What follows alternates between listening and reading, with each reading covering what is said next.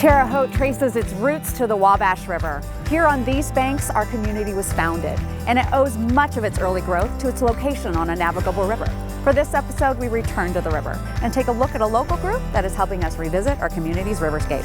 Welcome to The Haute.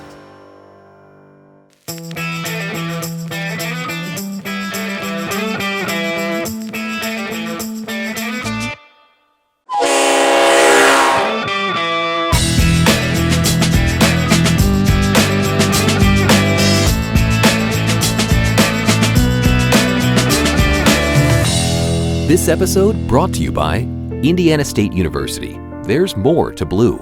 Terre Haute Economic Development Corporation, Terre Haute Convention and Visitors Bureau, and Envisionary Media. Envision the possibilities. Over the past decade, Terre Haute's riverfront has seen vast transformation thanks to the efforts of Riverscape, a project of the nonprofit Wabash River Development and Beautification Incorporated. While the river has remained, the river's banks have experienced constant transformation over the 200-plus years since the city's founding.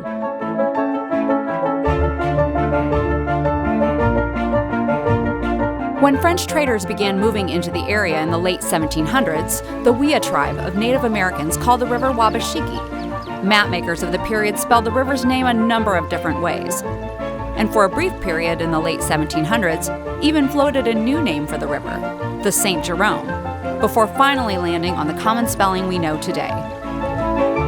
Prior to the building of roads in the Indiana Territory, the river was the primary means of transporting goods and people into the fertile area. Fairbanks Park was a port. It was the port of Terre Haute. 1864, 1865, if I recall right, I read a log of over 400 steamboats passing through that season. This was a thriving steamboat community. Much of Terre Haute's early industry grew up along the riverfront.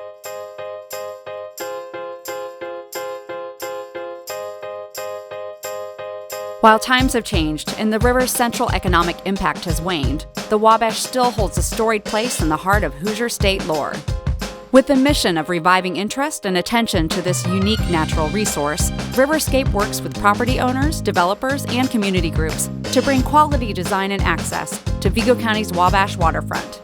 We're a board of 36 volunteers. Nobody's paid anything. Our goal has been to improve our community by improving the river and the river banks around it. We have water cleanliness issues, water usability issues, recreational issues, economic development issues. We have people working on all of that, and they're all volunteers. Riverscape projects have included collaboration with Indiana State University to develop the Gibson Track and Field Complex, business developers to convert industrial riverfront property into apartments, and government entities to develop the Wabashiki fish and wildlife areas. There are a lot of wetlands projects, but usually they're out in the country someplace. Here, they're right next to Terre Haute, so that provides an opportunity for hikers and bikers and walkers, as well as hunters and fishermen, to find good recreation areas right here in Terre Haute. 5-6 years ago, when I would leave here on my boat and go up to Clinton, Indiana, which is 20 miles upriver, to see 2 eagles was kind of a big deal. Now, if I don't see 40 to 50, something's up. They're here because of our work with the Wabashiki wetlands. Our uniqueness is I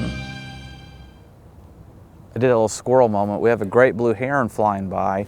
That's something that herons they're all over the place now. But again, 4 or 5 years ago, we wouldn't have a moment like this where a great blue heron is just squawking by and landing by us.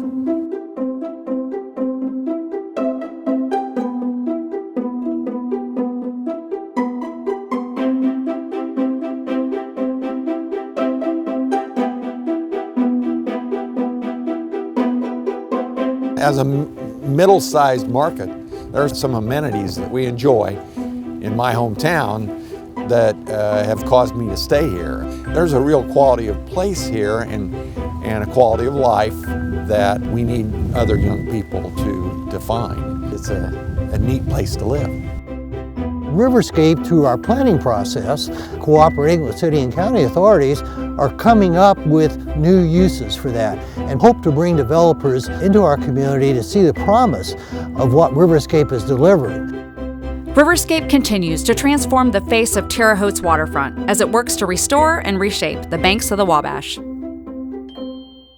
Thanks for joining us for this episode of The Haute. Make sure you like our Facebook page and check us out on YouTube. You can also see all of our videos on terrehaute.com. We'll see you next time on The Haute.